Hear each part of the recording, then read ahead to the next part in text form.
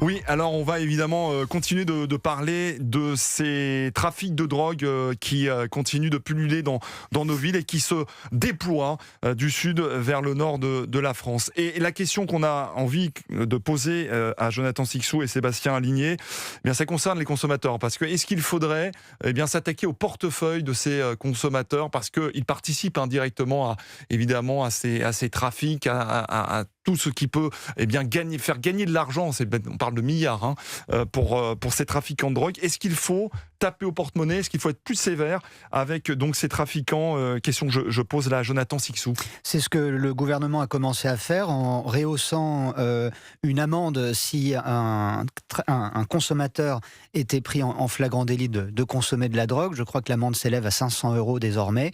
Elle était moitié moins il y a encore quelques semaines. Mais c'est, selon moi, quasiment impossible à réaliser. On ne peut pas mettre un policier derrière chaque Français. Le problème est le phénomène de la consommation qui explose en France. Et ce ne sont plus les simples consommateurs de cannabis. On voit la façon dont c'est démocratiser la consommation de drogues de synthèse, de drogues qui étaient dites, entre guillemets bien sûr, de luxe et récréatives comme la cocaïne il y a encore quelques temps. Aujourd'hui, je dis aujourd'hui, mais le constat malheureux est fait depuis plusieurs années maintenant. Les consommateurs de cocaïne peuvent être des ouvriers du bâtiment, des pêcheurs, et ça couvre toute la société. Mais Sébastien Aligné, est-ce qu'il faudrait aller jusqu'à la mise en examen de ces consommateurs pour complicité ? On pourrait, bien sûr. En fait, le truc, c'est qu'il faut pas voir la lutte contre le narcotrafic par un seul biais. C'est-à-dire que croire qu'on va résoudre le narcotrafic simplement par la répression ou simplement par la lutte contre la consommation, ça ne marchera pas. C'est une réponse multifactorielle. Il faut changer de paradigme et de philosophie dans tous les domaines. Évidemment sur la consommation, mais si on prend le volet sécuritaire, les policiers, ils vous disent aujourd'hui, on a deux problèmes. Un, on a parfois des consignes de la hiérarchie qui nous expliquent qu'il ne faut pas y aller trop fort et il faut se concentrer sur les petits dealers pour faire son chiffre, pour à la fin du mois pouvoir récupérer quelques grammes par-ci, quelques kilos par-ça, les mettre sur une table, prendre une photo et l'envoyer à la presse pour dire « Regardez, on a fait une super prise », alors qu'en réalité, ça ne change absolument rien au problème de fond. Vous avez aussi un problème d'armement, parce qu'aujourd'hui, dans certains quartiers, notamment à Marseille et à Grenoble, en face des policiers, vous avez des gens qui ont des armes de guerre, notamment à cause d'une reprise du trafic d'armes avec la guerre en Ukraine. Et donc, ils sont complètement démunis. Et puis il y a aussi le volet judiciaire. Aujourd'hui, quand les policiers arrêtent des petits mineurs en bas des tours qui sont payés quelques centaines d'euros pour surveiller, ils les arrêtent, ils font 24 heures de garde à vue, le lendemain ils sont de retour sur la tour et ils seront jugés, d'ailleurs les mineurs pas toujours, mais même les majeurs seront jugés dans 2-3 ans et ils retourneront avec une fierté parce qu'ils auront une mention sur leur casier judiciaire. Donc en réalité c'est sur tous les volets qu'il faut aller beaucoup plus fort. On prend souvent l'exemple un petit peu extrême du Salvador, et je ne dis pas qu'il faut s'inspirer ouvertement du Salvador, mais si on prend l'exemple évidemment italien, les Italiens ils ont fait des lois d'exception, ils ont totalement changé la loi, ils ont accepté de passer outre une partie de l'état de droit pour lutter contre la mafia. Au Mexique ils ont tenté de faire pareil, ça ne réussit pas toujours, et évidemment au Salvador, là ils ont fait table rase et ils ont fait un état d'urgence qui dure depuis 4 ans. Parfois c'est la seule solution, mais croire qu'en restant dans le même carcan officiel du droit français, de la philosophie française, on va se sortir du narcotrafic qui, comme vous l'avez dit, vous avez parlé de plusieurs milliards, c'est 7 milliards d'euros de chiffre d'affaires par an. C'est énorme. Ce sont des montants dignes de certaines entreprises du CAC 40. C'est-à-dire que les aéroports de Paris, Dassault Aviation, font environ 7 milliards d'euros de chiffre d'affaires par an. Le narcotrafic fait 7 milliards. Dans le monde. En France. En France. C'est pour ça qu'il faut bien le dire aux auditeurs. C'est que là, on est à 7 milliards en France. En France, ce narcotrafic emploie, je mets des guillemets, emploie environ 250 000 personnes. Le narcotrafic est présent dans 8 communes sur 10 et dans l'ensemble des départements, de l'Île-de-France jusqu'à la Creuse. C'est ça le narcotrafic, c'est une araignée, une toile d'araignée qui se répand et qui est digne en effet de certaines entreprises du CAC 40. Il va falloir nettoyer cette toile d'araignée. Je confirme. Et on en parlera sur Europe 1. On verra les évolutions possibles pour les stopper, pour les arrêter et pour protéger bien sûr nos élus, pour protéger tous les symboles de notre République. On va parler maintenant politique à 13h36 sur Europe 1 avec vous Jonathan Sicsou et Sébastien Aligné. Le personnel politique qui n'est pas en vacances totalement, même s'il y a eu ce dernier Conseil des ministres qui a été organisé à l'Élysée hier. Le Premier ministre qui s'est exprimé, Sébastien Lecornu, dans Paris Match, au sujet du budget. Le Premier ministre a 11 semaines pour ficeler son projet de budget qui sera débattu au Parlement à l'automne prochain. En l'absence d'un vote favorable, c'est une loi spéciale qui s'appliquerait et qui priverait le futur président de la République de toute marge de manœuvre avant le vote d'un nouveau budget en octobre 2027.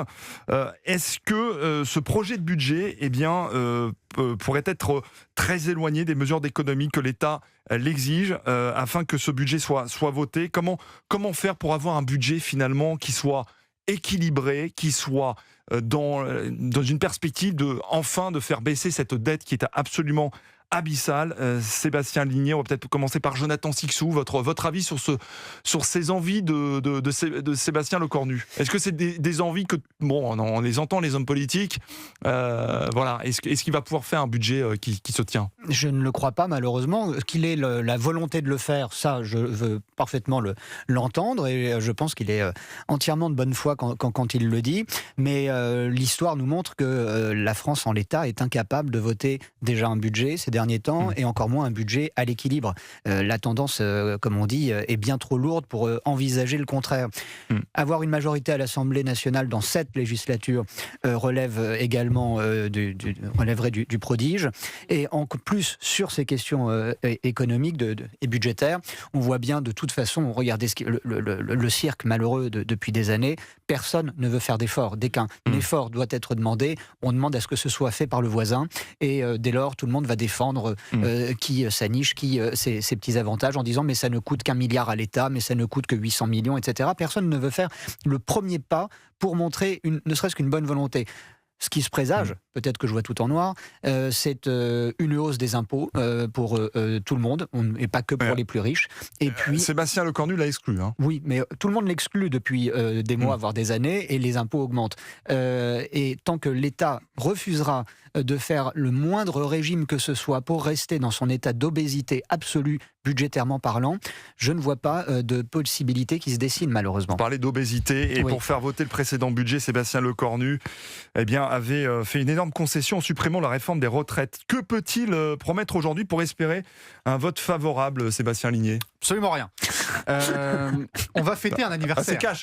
Non, mais on va fêter un anniversaire. Cette réforme des retraites, je précise. Oui, on va fêter un anniversaire parce que le budget 2027 sera le 50e budget consécutif déficitaire en France. Depuis 1977, nous n'avons pas eu un budget à l'équilibre. Par exemple, souvenez-vous, en 2026, on fait un flashback de quelques mois en arrière. On nous avait expliqué, on a serré la ceinture. Alors les chiffres étaient un petit peu curieux. Au départ, François Bayrou disait il faut 50 milliards d'économies. Ensuite, on était passé sous les 40 puis les 30. Au final, on nous expliquait qu'on avait fait environ 20 milliards d'économies. Aujourd'hui, les économistes vous disent que le budget 2026, à la fin de l'année 2026, il sera déficitaire de plus de 100 milliards d'euros, comme tous les ans. Donc, je veux bien, mais on voit bien qu'en année présidentielle, il n'y a aucun scénario où les partis politiques vont s'accorder dans une assemblée sans majorité pour faire des économies. Tout le monde sait, enfin j'espère, que pour sauver le budget français, il faudra passer par une réforme des retraites, mais XXXXL, voire mettre fin au régime par répartition. Mais vous pensez bien que personne ne va oser mettre sur la table la fin du régime de répartition en France. Tout le monde est dans la rue, là. À 4 mois d'une année présidentielle où le vote des seniors et des retraités est évidemment le plus important pour l'emporter. Donc on aura, comme chaque année, des micro-mesures. On va enlever quelques milliards par là qu'on va répercuter ailleurs. Et puis rien ne changera. Et puis l'année prochaine, on aura encore 100 milliards de déficit en plus. Alors la préparation du budget suscite des réactions politiques. Je voudrais vous faire écouter Laurent Jacobelli, qui est le porte-parole du RN, et le député dit que si ce gouvernement menace l'économie française et le portefeuille des Français, nous ne le laisserons pas faire. Écoutez donc Laurent Jacobelli à propos de l'examen du budget 2027. Le macronisme, c'est ça. Aucune réforme structurelle, taper dans la poche des Français pour laisser tranquille tous ceux qui profitent de l'assistanat et les étrangers qui arrivent en France. Il va falloir maintenant rendre leur santé aux Français, rendre leur budget aux Français. Ça veut dire couper dans les mauvaises dépenses de l'État. Et il y en a beaucoup, croyez-moi, et on le voit chaque jour. Si ce gouvernement menace l'économie française et le portefeuille des Français, nous ne le laisserons pas faire. Laurent Jacobelli qui était interrogé ce matin sur France Info. Alors est-ce que cette déclaration de Laurent Jacobelli montre la partie de, on va dire, gauche du Rassemblement national, cette fibre de gauche qui ne veut pas finalement redresser d'une certaine façon les finances du pays en augmentant les impôts. Qu'en pensez-vous, Sébastien Jonathan Sixou? C'est un peu de toute façon ce qui se dessine s'il, en cas d'élection, ils étaient amenés à appliquer le programme économique sur lequel ils communiquent aujourd'hui. Notamment l'abaissement de l'âge de la retraite à 60 ans et d'autres joyeusetés qui sont absolument irréalisables, encore une fois, en l'état de nos finances. Ce qui se profile également, c'est année après année, mois après mois, et effectivement avec ces milliards qui se comptent, comme le disait Sébastien, par centaines désormais. C'est le cas de la Grèce, le sort de la Grèce qui se dessine pour la France, à savoir une mise sous tutelle de la Banque Centrale Européenne. Et tout le monde devra se serrer la ceinture, tout le monde se mettra au pas, les retraités, les petits salaires, surtout les fonctionnaires. Et vous allez avoir une bronca absolument inimaginable. Souvenez-vous ce que les Grecs ont connu, les manifestations qui ont agité la Grèce pendant des années. Mais la Grèce s'est redressée. Et ils s'en sont sortis. Ils empruntent aujourd'hui à des taux bien plus intéressants que nous, par exemple. C'était en 2007 lors de la crise des subprimes et aujourd'hui, la Grèce est montrée en exemple. Alors, question à Sébastien Ligné, toujours sur Europe 1. Le bloc central s'est fracturé sur l'adoption de la loi d'urgence agricole. Est-ce que cela va laisser des traces sur la loi, sur le budget très rapidement ? Non, je pense pas, parce qu'il y a quand même une ambiance fin de règne au sein du bloc central qui fait que plus on va approcher du dernier budget et de l'élection présidentielle, plus chacun... Déjà, je prends un pari que l'Assemblée sera beaucoup moins pleine que cette année lors des débats budgétaires, parce que beaucoup de députés seront déjà passés à autre chose. Beaucoup de députés savent pertinemment que ce budget ne pourra pas être adopté par la voie classique et que ça finira soit par une loi d'urgence, soit par des ordonnances, et que finalement le gouvernement va s'en sortir comme cela, parce qu'en année présidentielle, aucun parti politique va prendre le risque d'une censure qui pourrait amener à une dissolution. Même le fait qu'Emmanuel Macron puisse envisager une dissolution en janvier à 4 mois de l'élection présidentielle, ça n'aurait absolument aucun sens. Donc je trouve qu'il y a beaucoup de communication, même de la part du RN. Le RN qui nous explique, oui, on ne laissera pas passer ça. Mais en réalité, si, ils vont totalement laisser passer parce qu'ils n'ont pas le choix politiquement. D'ailleurs, le RN fait une erreur, je pense. Le RN qui se place dans une posture de potentiel vainqueur, le RN a tout intérêt à laisser le bloc central faire un petit peu la sale besogne et à commencer à préparer un budget un petit peu d'austérité, parce que si ce n'est pas le bloc central qui fait l'austérité en 2026, ce sera le RN en 2027. Merci Sébastien Ligné, merci intarissable sur ces sujets. Jonathan Sixou d'être venu dans ce studio, et dans un instant, vous restez avec nous, bien évidemment, vous partez pas, c'est jusqu'à 14h quand même. Et dans un instant, on ouvre une page internationale avec Ksenia Federova.